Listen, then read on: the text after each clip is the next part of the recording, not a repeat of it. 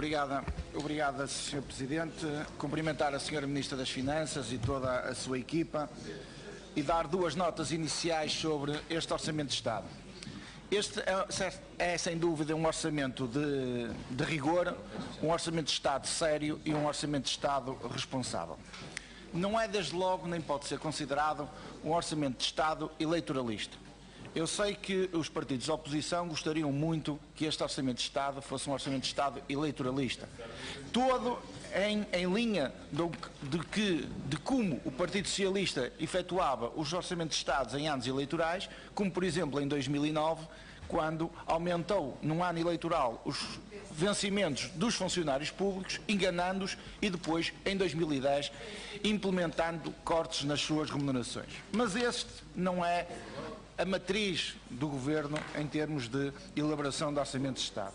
Também é um Orçamento de Estado que desde já faz a reversão de alguns sacrifícios que foram pedidos aos portugueses nestes últimos 3 anos. É um Orçamento de Estado que prevê um déficit de 2,7%, ou seja, assegura a continuidade do nosso ajustamento orçamental. E, Sra. Ministra, este déficit público previsto é ainda mais relevante, pois situa-se abaixo dos 3%. E situa-se pela primeira vez abaixo dos 3% desde que nós entramos no euro.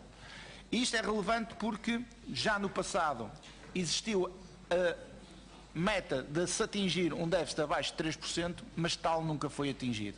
E penso que em 2015 será pela primeira vez atingida essa meta. Sr. Ministro, a primeira questão, permita-me desde já a primeira questão, e refere-se a esta meta atingida ou previsivelmente atingida em 2015.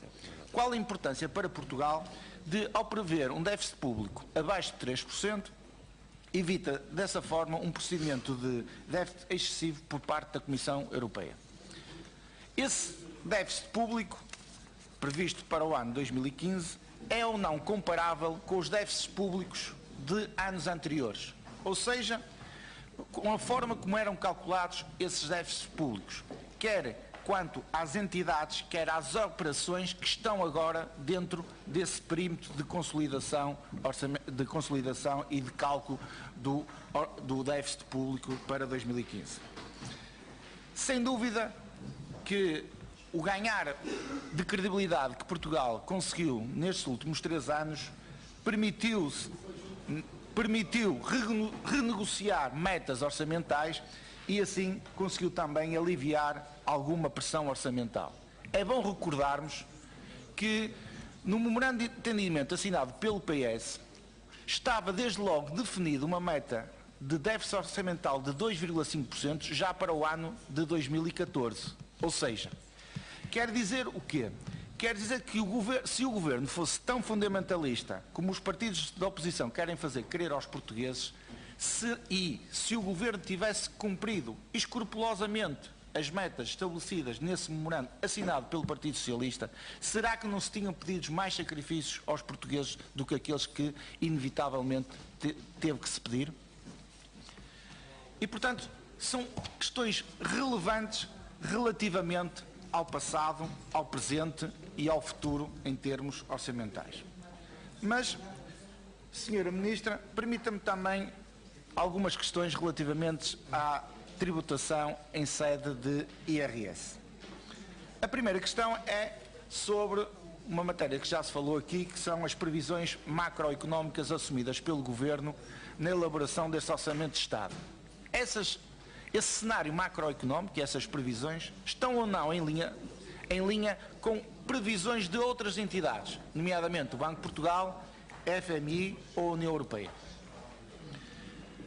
Se essas previsões, se esses pressupostos estão em linha com essas previsões de outras entidades, ou seja, quer dizer que são pressupostos minimamente prudentes e confiáveis e que não estão inflacionados, também aqui, ao contrário do que era habitual no passado, em que sistematicamente havia um inflacionar do cenário macroeconómico por parte do Partido Socialista, quer dizer que é execuível atingirmos o déficit previsto, é execuível atingirmos as receitas fiscais que estão estipuladas no orçamento. E sendo assim, e Paralelamente, acrescentando que, dado este Orçamento de Estado conter medidas acessórias que vão ser implementadas e que previsivelmente irão fazer com que a fraude e a evasão fiscal sejam menores do que no passado, em linha do que tem vindo a acontecer nos últimos anos, é ou não minimamente expectável de que os portugueses possam ter em 2015 uma esperança, ou seja minimamente expectável que possa ser restituída aos portugueses pelo menos uma parte da sobretaxa em sede de IRS. Ou seja, de uma forma muito linear. Se o comportamento das receitas fiscais em 2015 for idêntico ao comportamento das receitas fiscais no ano atual, ou mesmo no ano transato, será que, quando os portugueses fizerem o acerto de contas do seu IRS em 2015, não vai-lhes ser restituída uma parte ou mesmo a totalidade dessa sobretaxa em sede de IRS? É que muitas vezes passa-se a ideia de que o Governo não quer baixar impostos, tem uma fixação por não baixar impostos. E aqui eu gostaria de fazer uma outra questão. Se existisse folga orçamental, será que a Sra. Ministra, o Governo, desde já não proporia uma redução de impostos no Orçamento de Estado de 2015? Será que não proporia uma redução da sobretaxa em sede de IRS de 1%, 2%, ou a totalidade, ou mesmo a redução de outros impostos?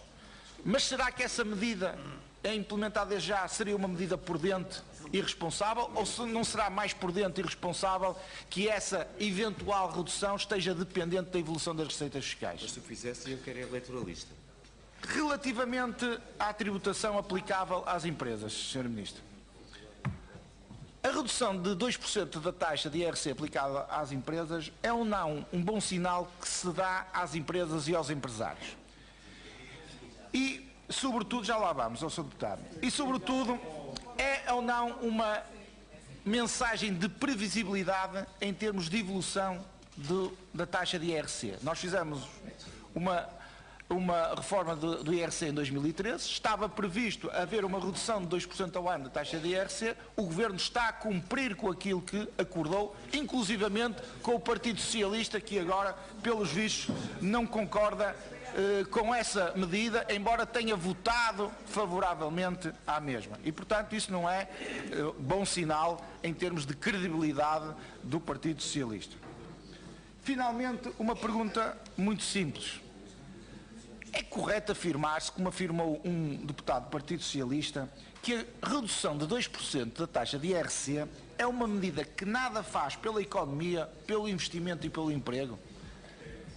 Acha que isso faz sentido dizer-se uma coisa destas? É que, sinceramente, eu penso que todo e qualquer redução da carga fiscal para as empresas